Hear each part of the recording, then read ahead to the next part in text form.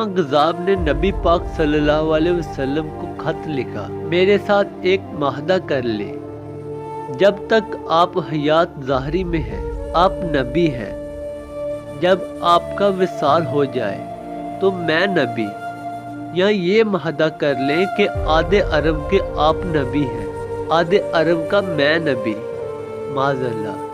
اس کے خط پر نبی صلی اللہ علیہ وسلم نے جواب میں لکھا، میں تو اللہ کا رسول ہوں جبکہ تو غضاب ہے، جھوٹا ہے۔ جب نبی پاک نے خط میں غضاب لکھا تو فرمانے لگے، کون لے کے جائے گا یہ خط اس غضاب کے دربار میں؟ اب اس کے دربار میں جانا ہے، حالات بڑے خطرناک ہیں، اس کے آگے بھی بندے اور پیچھے بھی بندے ہیں، جان کا خطرہ بھی ہے۔ ایک صحابی تھے، چابڑی فروش، سر پر ٹوکرا رکھ کے مدینے کی گلیوں میں کھجوریں بیچتے تھے، 11 بچوں کے باپ تھے، جسمانی طور پر بھی کمزور تھے، کھجور کھا رہے تھے۔ فٹافٹ اٹھے، ہاتھ کھڑا کر کہا، حضور کسی اور کی ڈیوٹی نہ لگائیے گا، میں جاؤں گا۔ جب یہ الفاظ جلد بازی میں کہے تو ان کے منہ سے کھجور کے ٹکڑے مجلس میں بیٹھے صحابہ کے چہروں پر گرے۔ ایک صحابی کہنے لگے، اللہ کے بندے پہلے کھجور تو کھا لے، بڑی جلدی ہے تجھے بولنے کی۔ مسکرا کے کہنے لگے، اگر کھاتے کھاتے ڈیوٹی کسی اور کی لگ گئی تو کیا کروں گا، مجھے جلدی ہے۔ حضور صلی اللہ علیہ وسلم نے اپنا نیزہ دیا، گھوڑا دیا اور فرمایا، ذرا ڈٹ کے جانا اس غضاب کے گھر۔ وہ صحابی عقیدت سے نظریں جھکا کہنے لگے، محبوبہ آپ فکر ہی نہ کریں۔ صحابہ کہتے ہیں، وہ اس طرح نکلا جیسے کوئی جرنیل نکلتا ہے، اس کا انداز ہی بدل گیا، اس کے طور طریقے ہی بدل گئے۔ وہ یوں نکلے جیسے کوئی بڑا دلیر آدمی جاتا ہے۔ وہ صحابی مسلمہ غضاب کے دربار میں گئے۔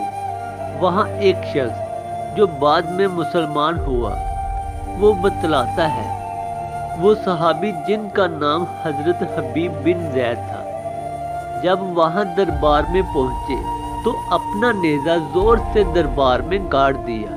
مسلمان ڈٹک کے کہتا ہے، کون ہو؟ آپ نے گراتے ہوئے فرمایا، تجھے چہرہ دیکھ کے پتہ نہیں چلا کہ میں رسول اللہ کا نوکر ہوں؟ ہمارے تو چہرے بتاتے ہیں کہ نبی والے ہیں، تجھے پتہ نہیں چلا میں کون ہوں؟ مسلمان کہنے لگے، کیسے آئے ہو؟ بے نیازی سے فرمایا، تیرے خط کا جواب لے کے آیا ہوں۔ بادشاہوں کا طریقہ یہ تھا کہ وہ خط خود نہیں پڑھتے تھے، ساتھ ایک بندہ کھڑا ہوتا تھا، وہ خط پڑھتا تھا۔ تو مسلمان نے خط اس کو دیا کہ پڑھو۔ جب اس نے خط پڑھا تو اس میں یہ بھی لکھا تھا، تو غضاب ہے۔ یہ جملہ وہاں موجود سب نے سن لیا۔ اکیلے میں ہوتا تو بات اور تھی، اور آگ بگولا ہو گئی، آنکھیں سرخ ہو گئی۔ سامنے حضرت حبیب بن زید تنے کھڑے تھے، غصے سے تلوار لے کے اٹھا اور کہنے لگا، تیرے نبی نے مجھے غضاب کہا ہے، تیرا کیا خیال ہے؟ حبیب بن زید مسکرا کے فرمانے لگے، خیال والی بات ہی کوئی نہیں، جیسے میرے نبی غضاب کہیں وہ ہوتا ہی غضاب ہے۔ تو 7 سمندروں کا پانی بھی بہا دے تو بھی تیرا جھوٹ نہیں دھل سکتا۔ مسلمان غصے کی شدت سے کانپتے ہوئے کہنے لگا، تو پیچھے پلٹ کے دیکھ، سارے میرے سپاہی، میرے پہرے دار، تلواریں، نیزے، کھنجر، تیر، سب تیرے پیچھے کھڑے میرے ماننے والے ہیں۔